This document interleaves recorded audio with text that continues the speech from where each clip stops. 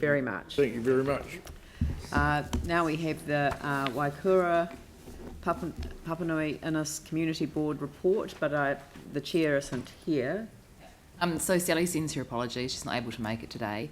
And Sorry, it was the Linwood-Central-Heathcote. Sorry, I started to look at one and then moved to my eyes to the other because I couldn't see anyone in the room. That's it. So, and Jake hasn't made it. Yeah. So so the three councillors around the table will do the report today. We could take it as read. There's a couple of there's a part A there, and that's on the Lancaster Park. So we'll get to that a bit later. We have had a couple of things, including board support for the Spraden Cashmere's notice of motion, and the board had discussed that as well and put forward a resolution in support. And also there's been some work trying to get some more EV chargers in our area. One thought that we had was actually make great sense to have it in the new council facility in the Linwood Pool. And so we've written to Orion on that one. I'm just going to take out number 2 there. We don't need no, we've got that now. Future delegation because that's a separate item on the agenda. The other thing is that Brenda Lowe Johnson is not standing again. And right. So okay. So can we Brenda. add acknowledging Brenda Lowe Johnson? Oh, sorry. Acknowledge and thank Brenda Lowe Johnson for her service to the community board. So the do we need the acts with urgency on eradication of invasive weed species, given the actual recommendations we passed? It kind of mirrors what was done by Spraden Cashmere. Yeah. But we've done that. We've done the part A now. Yeah. So, is that necessary? Probably not, but it is something that the board resolved to. Why don't we change it to note the support for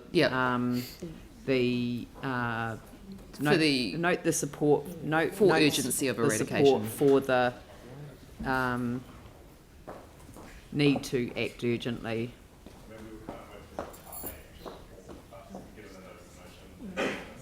Yeah, but the notice of motion has picked up the need to report back as a matter of urgency, so that's good. Yeah, okay. So you want to move that, Sarah, and seconded by Dion. So is there any discussion? Dion and I really wanted Yanni? to acknowledge Brenda Lowe Johnson, who has served on the community board for quite some time. Yanni might have the exact years. Is it 15 years? 18, it's something along those lines. It's a very long time. Over the last 3 years, I've actually worked with her quite closely in the homeless space, sleeping out on the streets a couple of times there with her to get an understanding of, well, not with her, but... oh, my Lord. I'm speechless. Brenda is just an amazing person, and I really think she has the most amazing heart, has done a lot of work for the community, and is really passionate. And people that are passionate about the community and getting things done often, face a whole lot of challenges. And Brenda's had challenges, but she's had some great wins as well. And I really just want to acknowledge her today and the effort that she's put in for that specific community especially. And that was it. So thank you. Thank you. Yanni? I'll start off with just acknowledging Brenda, who's been my workmate on the community board since 2004. So I was elected first in 2001 and she was elected in 2004 to current, so she's done 15 years, which is pretty amazing. And I guess the thing I just wanted to highlight is, she's served the community with a strong passion and dedication, with a heart of gold, which is what Dion's reinforced. She's worked with some of the most vulnerable people in our city to make a positive difference, but she's also brought that Māori and Pacifica flavour to our community board by engaging those communities, which has been really, really important. And 15 years in normal circumstances would be an achievement in itself, but even so in our area, more so because of the number of issues that our board has faced in terms of our geographic area, including the earthquakes, the floods, and of course more recently the terror attacks. So I just think she has been an amazing public servant, and it is really important to acknowledge her. In terms of the community board report, I did want to just touch on a few issues that are mentioned in there. One is that we have a real issue with buses, heavy vehicles going through Bromley that is causing huge disruption to local residents, and it would be really good to get that treated with a matter of urgency as well. That's just on page 82. Complaints to the bus company and to ECAN have really not resulted in any further progress, and it's been a real shame because local residents are struggling to get proper sleep at night and are concerned that there's further damage being caused with the speed and the weight of the heavy vehicles that are going through their local neighbourhood. It's been going for 2 years, and the board actually sought to do something about it. Council did have a change, I think, to our bylaw, which enables us to prevent heavy vehicles down local roads, and staff have actually done a very considered assessment, but there hasn't been any engagement with that local community, which is something that we urgently need to do. I have to say I'm really disappointed that staff have said that they can't hold that workshop until November, given that it's been on issue for 2 years.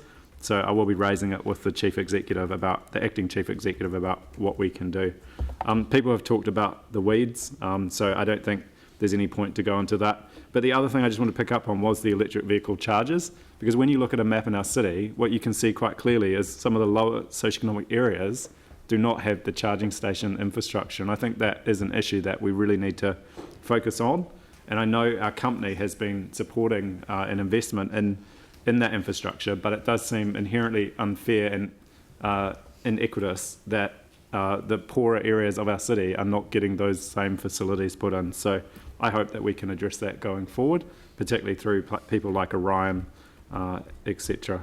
So just wanted to talk to the report and just there's a few other little things in here which you may not pick up on, but in terms of just wanted to touch on one, which is the St John's Church and Ferry Road, which lost most of its congregation over the issue of same-sex marriage. But there's a number of people in that community who have rebuilt that church to serve the community and are doing some really amazing things. And I just wanted to acknowledge Velma Climate, who's one of the members of that, who has really put his heart and soul into having that congregation be rebuilt, but also delivering things like the elder care, which is so important. And I think one of the previous boards, Sprayed and Cashmere, spoke to the need for looking at how we deal with people that are ageing and loneliness. And this is, these sorts of services and facilities, I think are a really important way forward. So happy to move to support this report.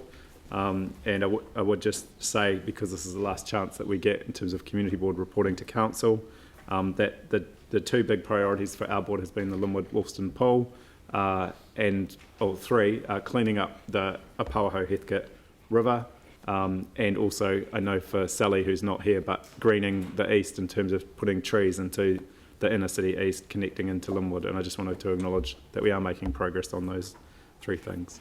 Thank you. Anyone else? I didn't mention. I'll put the motion. 'Cause All Vicky those will in favour slap me. say aye. Aye. Those opposed say no. That's carried.